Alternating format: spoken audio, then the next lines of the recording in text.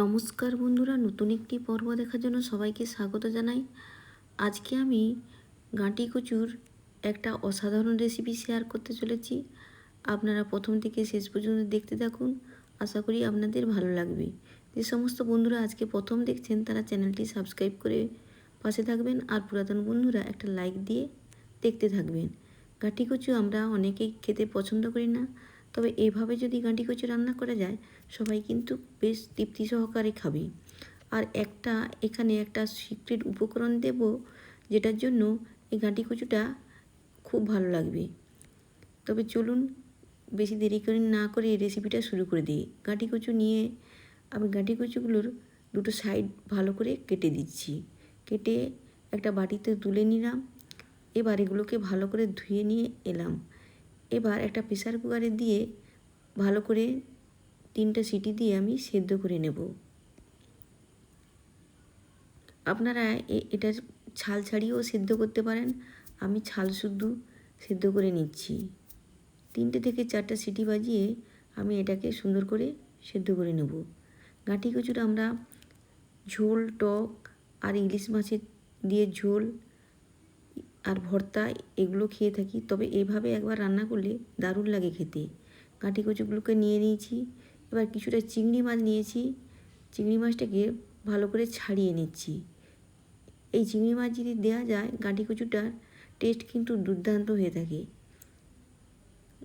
চিংড়ি মাছগুলোর ছালগুলোকে সুন্দর করে ছাড়ানো হয়ে গেছে। এবার একটা মিক্সি নিয়ে নিয়েছি। এই চিংড়ি মাছগুলোকে মিক্সিতে দিয়ে দিলাম। এবার এই চিংড়ি মাছের সঙ্গে কিছুটা ছোলার ডালও দিয়ে দিয়েছি, আপনারা এখানে মসুর ডালও দিতে পারেন। আর দিয়ে দিলাম কয়েক কোয়া রসুন, আর এর সঙ্গে কয়েকটা কাঁচা লঙ্কা, 1 চামচের মতো জিরে, স্বাদ মতো লবণ, আর দিয়ে দিলাম সামান্য পরিমাণ হলুদের গুঁড়ো, কিছুটা পরিমাণ আদার গুঁড়ো, কিছুটা লাল লঙ্কার গুঁড়ো, ধনিয়া, আর সামান্য পরিমাণ কুচনো পেঁয়াজ। এগুলো দিয়ে সুন্দর একটা পেস্ট বানিয়ে নিয়ে আসছি। পেস্ট আমার বানানো হয়ে গেছে, এইভাবে বানিয়েছি। এবার এটাকে আমি একটা বলে ঢেলে নিলাম। এইভাবে একবার বানিয়ে দেখবেন, খেতে কিন্তু দারুণ লাগে। বানাতেও খুব বেশি সময় লাগে না, একটা নতুন রেসিপি। এবার গাঁটি কচুগুলোকে আমি ছাড়িয়ে নিচ্ছি। ঠান্ডা হয়ে গেছে, ছালটাকে সুন্দর করে ছাড়িয়ে নিতে হবে। আমি এখানে কয়েকটা গাঁটি কচু নিয়েছি, আপনারা এর থেকে কম বেশি বাড়িয়ে নিতে পারেন। এবার এটাকে সরিয়ে রাখলাম। এবার গ্যাসের কাছে চলে এলাম। কড়াই বসিয়ে দিয়েছি, তেল দিয়ে দিয়েছি। তেলটা গরম হওয়ার পরে যে চিংড়ি মাছের পেস্টটা বানিয়েছিলাম সেটাকে আমি ফুলুরি আকারে দিয়ে দিচ্ছি। তেলটা গরম হওয়ার পরে যখন দেওয়া হয়েছে, এক পিঠ সুন্দর করে তাড়াতাড়ি ভাজা হয়ে গেছে। এবার খুন্তির সাহায্যে উল্টে দিয়েছি। 1-2 মিনিট ভাজার পরে আমি এটাকে নামিয়ে রাখলাম। এইভাবে আমি 3টা ব্যাচ ভেজে নিয়েছি। এই ভাজাগুলো কিন্তু খালি মুখেও খেতে খুব ভালো লাগে। এবার এগুলোকে সরিয়ে রাখলাম। এবার ওই তেলেই আমি গাঁটি কচুগুলোকে দিয়ে দিচ্ছি। এগুলোকে দিয়ে একটু হালকা করে ভেজে নেব। গাঁটি কচুর সঙ্গে আপনারা আলুও যোগ করতে পারেন। এর সঙ্গে একটু দিয়ে দিলাম লবণ, আর দিয়ে দিলাম কিছুটা পরিমাণ হলুদের গুঁড়ো। এতে কিন্তু খুব সুন্দর কালার আসবে, আর লবণটা এর মধ্যে ভালো করে প্রবেশ করবে। এবার ভালো করে ভাজা হয়ে গেছে, এইটাকে আমি তুলে নিলাম। এবার ওই তেলে কিছু ফোড়ন দিয়ে দেব, জিরে আর দারুচিনি, লবঙ্গ আর তেজপাতা ফোড়ন দিয়ে দিয়েছি। এবার ফোড়নটা ভালো করে নাড়তে থাকলাম। এখান থেকে যখন একটা সুন্দর স্মেল বেরোবে, আমি দিয়ে দিলাম কিছুটা পরিমাণ থেতো করা আদাটা দিয়ে রসুন দিয়ে দিয়েছি, আদা নয় রসুন দিয়ে দিয়েছি। এবার দিয়ে দিলাম কিছুটা পরিমাণ কুচনো পেঁয়াজ, দিয়ে দিলাম কিছুটা পরিমাণ টমেটো আর জিরে, ধনিয়া, লঙ্কা,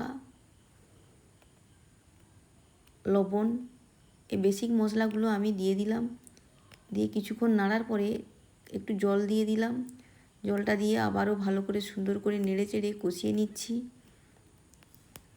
এবার এটাকে ভালো করে কষানোর জন্য মিনিট 2 চাপা দিয়ে দিয়েছিলাম। চাপা দিয়ে সুন্দর করে রান্না করে নিয়েছি। দেখুন মশলা থেকে কেমন সুন্দর তেল ছেড়ে দিয়েছে। এবার সাইড থেকে ভালো করে সরিয়ে নিয়ে স্প্যাচুলার সাহায্যে টমেটোগুলোকে ম্যাশ করে দিলাম। মশলাটা সুন্দর করে কষানো হয়ে গেছে।